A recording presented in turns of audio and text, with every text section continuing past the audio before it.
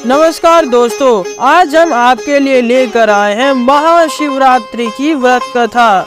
एक बार की बात है, माता पार्वती ने भगवान शिव शंकर से पूछा, हे स्वामी, ऐसा कौन सा श्रेष्ठ तथा सरल व्रत पूजन है जिससे मृत्यु लोक के प्राणी आपकी कृपा सहज ही प्राप्त कर लें। उत्तर में शिव जी ने माता पार्वती को शिवरात्रि के व्रत का विधान बताकर यह कथा सुनाई कि एक गांव में एक शिकारी रहता था। पशुओं की हत्या करके वह अपने कुटुंब को पालता था। वह एक साहूकार का ऋणी था, लेकिन उस ऋण को वह समय पर चुका न सका। क्रोधवश साहूकार ने शिकारी को शिव मठ में बंदी बना लिया। संयोग से उस दिन शिवरात्रि थी। शिकारी ध्यान मग्न होकर शिव संबंधी धार्मिक बातें सुन रहा था। चतुर्दशी को उसने शिवरात्रि की कथा भी सुनी। संध्या होते ही साहूकार ने उसे अपने पास बुलाया और ऋण चुकाने के विषय में बात की। शिकारी ने अगले दिन सारा ऋण लौटाने का वचन देकर बंधन से छूट गया। अपनी दिनचर्या के भांति वह जंगल में शिकार करने के लिए निकला, लेकिन दिन भर बंदी गृह में रहने के कारण भूख प्यास से व्याकुल था। शिकार करने के लिए वह एक तालाब के किनारे बेल के वृक्ष पर पड़ाव बनाने लगा। बेल वृक्ष के नीचे शिवलिंग था, जो बेल पत्रों से ढका हुआ था। शिकारी को उसका पता न चला। पड़ाव बनाते समय जो टहनियाँ शिकारी ने तोड़ी, वह संयोग से शिवलिंग पर गिरी। इस प्रकार दिन भर भूखे प्यासे शिकारी का व्रत भी हो गया और शिवलिंग पर बेलपत्र भी चढ़ गया। कुछ समय बाद रात्रि का एक प्रहर बीतते ही वहां एक गर्भ धारण की हुई हिरणी तालाब पर पानी पीने पहुंची। शिकारी ने धनुष पर तीर चढ़ाकर जो ही प्रत्यंचिका खींची, वह हिरणी बोली, मैं गर्भ से हूँ, शीघ्र ही मैं अपने संतान को जन्म देने वाली हूँ। एक साथ तुम दो जीवों की हत्या करोगे, जो ठीक नहीं है। मैं अपने बच्चे को जन्म देकर शीघ्र ही तुम्हारे सामने प्रस्तुत हो जाऊंगी, तब तुम मुझे मार लेना। शिकारी ने प्रत्यंचिका ढीली कर दी और वह हिरणी झाड़ियों में लुप्त हो गई। कुछ ही देर बाद एक और हिरणी वहां से गुजरी। शिकारी की प्रसन्नता का ठिकाना न रहा। समीप आने पर उसने धनुष पर बाण चढ़ाया। तब उसे देखकर हिरणी ने विनम्रता पूर्वक निवेदन किया, हे शिकारी, मैं थोड़े ही देर पहले ऋतु से निवृत्त हुई हूँ, काम आतुर विहारिणी हूँ। मैं अपने प्रिय की खोज में भटक रही हूँ। मैं अपने पति से मिलकर शीघ्र ही तुम्हारे पास आ जाऊंगी। शिकारी ने उसे भी जाने दिया। 2 बार शिकार खो जाने से उसका माथा ठनका। वह चिंता में पड़ गया। रात्रि का आखिरी प्रहर बीत रहा था, तभी एक अन्य हिरणी अपने बच्चों के साथ उधर से निकली। शिकारी के लिए यह स्वर्णिम अवसर था। उसने धनुष पर तीर चढ़ाने में देर न लगाई।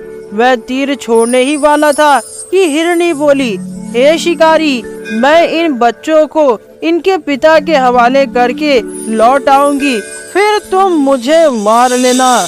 शिकारी हंसा और बोला, सामने आए शिकार को छोड़ दूं? मैं ऐसा मूर्ख नहीं। इससे पहले भी मैं 2 बार अपना शिकार खो चुका हूँ। मेरे बच्चे भूखे प्यासे तड़प रहे होंगे। उत्तर में हिरणी ने कहा, जिस प्रकार तुम्हें अपने बच्चों की ममता सता रही है, ठीक वैसे ही मैं भी तुमसे थोड़ी देर के लिए जीवन दान मांग रही हूँ। हे शिकारी, मेरा विश्वास करो, मैं इन्हें इनके पिता के पास छोड़कर तुम्हारे पास तुरंत ही लौट आऊंगी। हिरणी का दीन स्वर सुनकर शिकारी को उस पर दया आ गई। उसने उस हिरणी को भी जाने दिया। शिकार के अभाव में बेल वृक्ष पर बैठा शिकारी बेल पत्र तोड़ तोड़कर नीचे फेंकता जा रहा था। फिर कुछ ही देर में सुबह होते ही एक हृष्ट पुष्ट हिरण उस रास्ते पर आया। शिकारी ने सोच लिया कि इसका शिकार वह अवश्य ही करेगा।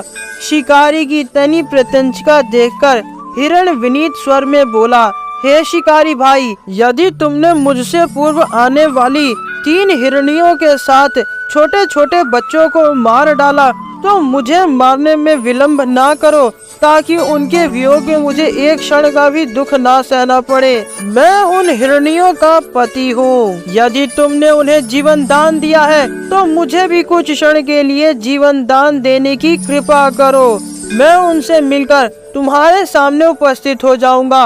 हिरण की बात सुनते ही शिकारी के सामने पूरी रात्रि का घटना चक्र घूम गया। उसने सारी कथा हिरण को कह सुनाई।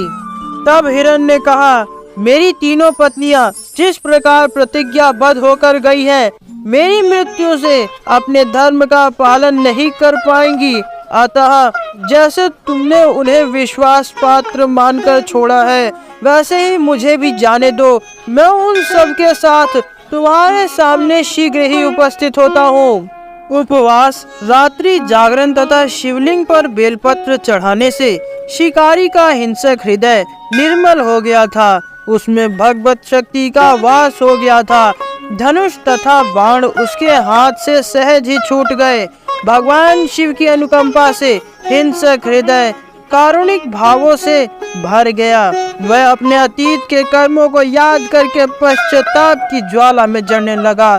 थोड़ी ही देर बाद मृग सह परिवार शिकारी के समक्ष उपस्थित हो गया, ताकि वह उनका शिकार कर सके।